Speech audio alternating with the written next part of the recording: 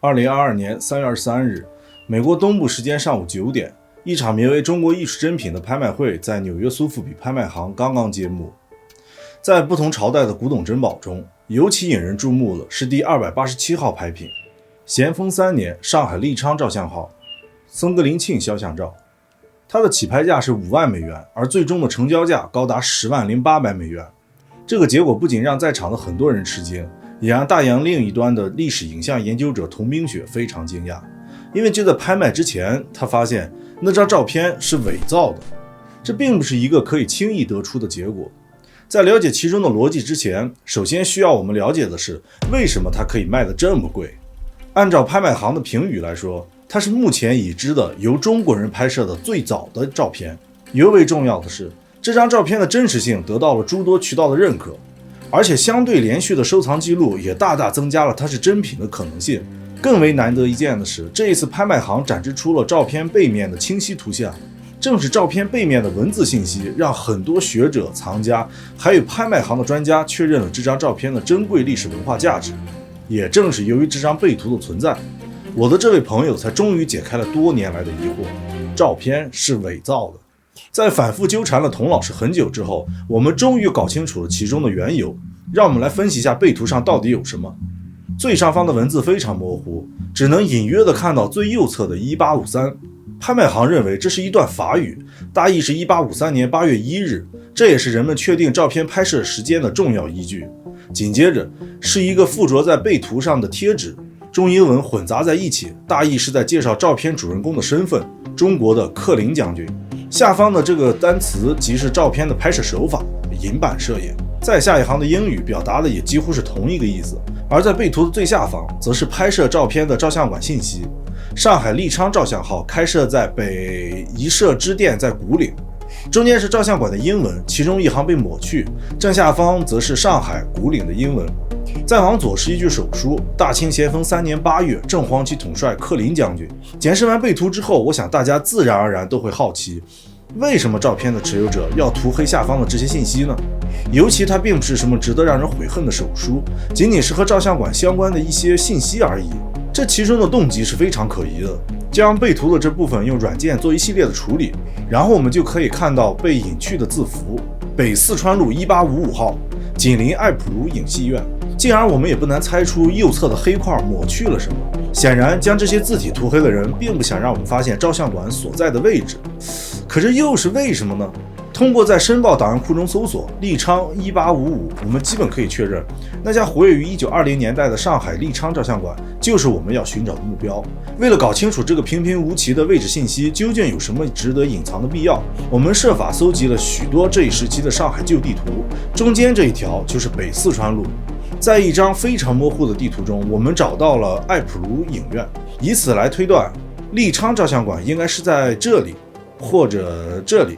实际上，即便找到了这里，我们还是不知道这个地址究竟意味着什么。直到童冰雪告诉我们一个上海人或者史学界都知道的事实：北四川路以前叫桥街。什么意思？根据上海租界志当中的记载，1862年为了方便记忆，上海的租界工部局提出了用中国省市以及河流名称来为道路命名的计划。1865年这项计划正式实行，原先的桥街因此得名四川路，后来又进一步确定为北四川路。还记得写在这张照片背后的拍摄时间吗？1853年。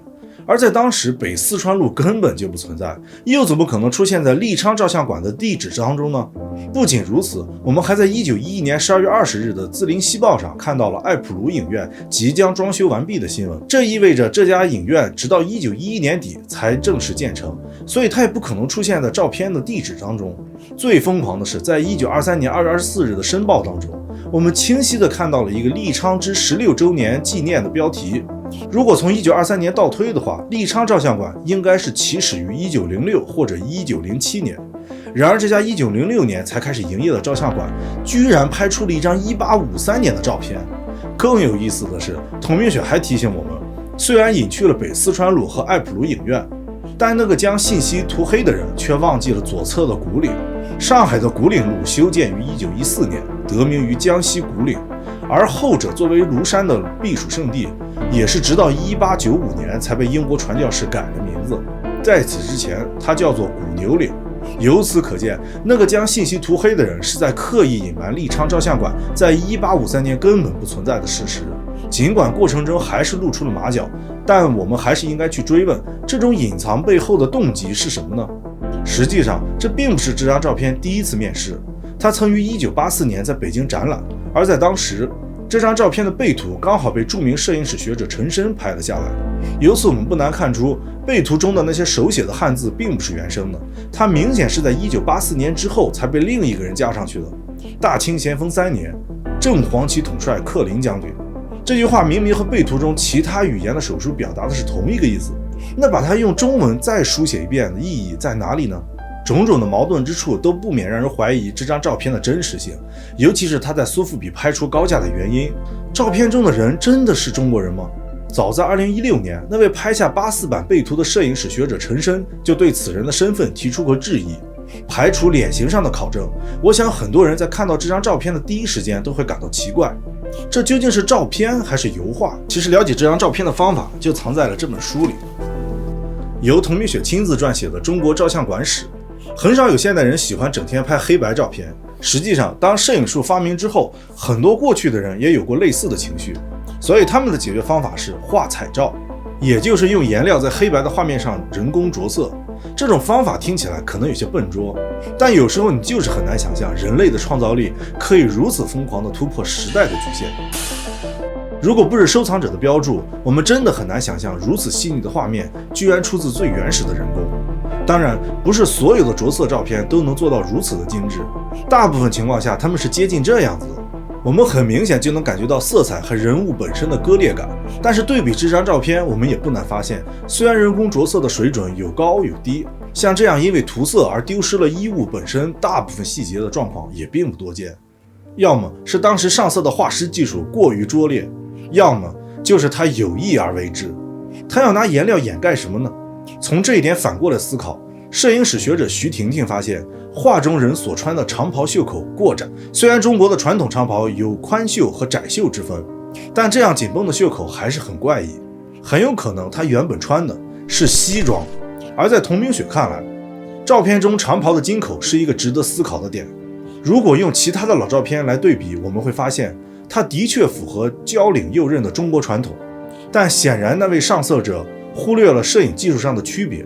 我们常见的中国人的老照片大多是银盐纸基或者蛋白纸基，这类照片的确可以拍出右衽在人物衣着上的正确位置。还记得最开始看到的贴纸吗？这是一张很少见的银版摄影。作为一种非常早期的摄影技术，它有一个显著的特征：横向颠倒。如果照片中的人物真的身着中国长袍，那么在真实的银版摄影得到的照片中，衣领的开口应该出现在它的左侧。除此之外，朝珠往往连同朝服、顶戴花翎的官帽一起出现，像现在这样一身便服佩戴朝珠的样子也是非常罕见的。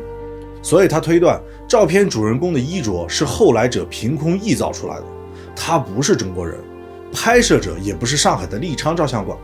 出于对历史的尊重，早在拍卖开始之前，童明雪就通过媒体对照片提出了质疑。遗憾的是，他的声音似乎并没有改变既定的拍卖流程。就在当天夜晚，这张照片以$108,000拍卖成功。事情就这样结束了吗？其实童明雪的质疑还得到了海内外诸多学者的回应，比如我们意外找到了一个非盈利收藏机构民国中外广告微博物馆。受童明雪质疑的启发，他们找到了将这些矛盾串联起来的一种可能。其中最关键的是一张发布于1916年9月9日的北华捷报，那上面刊登了一条非常罕见的新闻，由一个摄影师引起的恐吓事件。不久前，南京路565号的摄影师利昌得到了几张法国属的好照片，他把它们复制出来放在商店橱窗里出售。这些照片足以引起包括一些德国人在内的过路人的注意。为什么报纸会这么说？因为赶巧不巧，当时正值第一次世界大战，德国人和法国人正斗得你死我活，所以很快就有德国人找上门来质问：你商店里这些法国将军的照片是从哪来的？你把这些照片展示出来干嘛？根本没有人会买，懂吗？礼貌的德国人如此反驳，在责骂店主违反了中国的中立之后，他们离开了商店。德国人对这家照相馆的骚扰并没有终止，连这家英文报纸都在为利昌鸣不平。从情绪中抽离出来，这份报纸向我们传达了一个非常难以预见的事实：利昌照相馆有过重新装裱法国照片在展示售出的先例。与此同时，就在那个网页的评论区，一位来自法国的网友指出了在当时的法语书写习惯中，字母 T 上面的那一横可能并不像现在写的这样明显，以至于现代人看起来更像字母 L。所以背图上方那一行最为模糊的字很有可能是这样的：土伦1853。而土伦正是法国东南部的一座城市。这种猜测促使他们去思考，也许1853到1906的矛盾背后其实是一种延续。有没有这样一种可能？1853年，某位法国摄影师在土伦拍下了一个法国男子的照片，几十年后，照片流传到上海，被利昌照相馆重新装裱了起来。如果将这种思路进行下去，我们会发现，童冰雪所试图破解的是一桩没有凶手的凶杀案。从古岭到库岭、克林，再到格林、松格林沁，那个潜藏在背图当中的造假者可能远不止一人。在长达160多年的时间里，不同的文化背景、不同的收藏动机、阴差阳错的误解，乃至刻意为之的改写，一次次的流转，将种种因素都叠加在了这张照片当中。那些互相矛盾的线索究竟该怎样去解释？可能没人能给出一个最终的答案。100多年过去了，童冰雪的声音没能阻止拍卖锤的落下，正如同100多年前利昌照相馆那被人随意打磨的命运。